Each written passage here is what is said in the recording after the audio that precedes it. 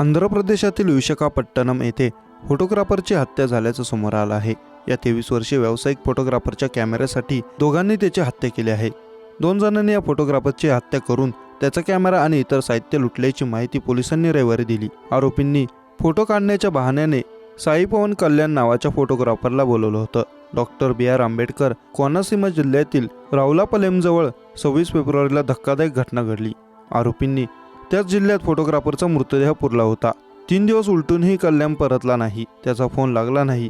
तेव्हा त्याच्या पालकांनी विशाखापट्टणममधील पी.एम. पालेम पोलीस ठाण्यात तक्रार दाखल केली। कॉल डेटच्या आधारे पोलिसांनी एका संशयिताला चौकशीसाठी उचललं। कल्याणच्या कॅमेऱ्यासाठी मित्राच्या मदतीने त्याने गुन्हा केल्याची कबुली दिली आहे। या कॅमेऱ्याची किंमत 10 लाख रुपये आहे। त्यानंतर 29 फेब्रुवारी रोजी विशाखापट्टणम पोलिसांनी तपास हाती घेतला होता। त्यांनी रविवारी या प्रकरणाचा छडा लावला।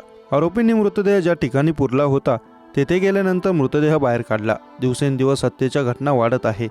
तरुण फोटोग्राफरच्या हत्येमुळे परिसरात संताप व्यक्त केला जात आहे। पोलिसांनी दिलेल्या माहितीनुसार विशाखापट्टणममधील मधुरवाडा येथील रहिवासी कल्याण हा फोटोग्राफी, लग्न आणि इतर कार्यक्रमांमध्ये फोटो आणि व्हिडिओ काढून उदरनिर्वाह करत होता। तो ऑनलाईन बुकिंग घेत होता, कामासाठी दुर्गम ठिकाणी देखील जात होता।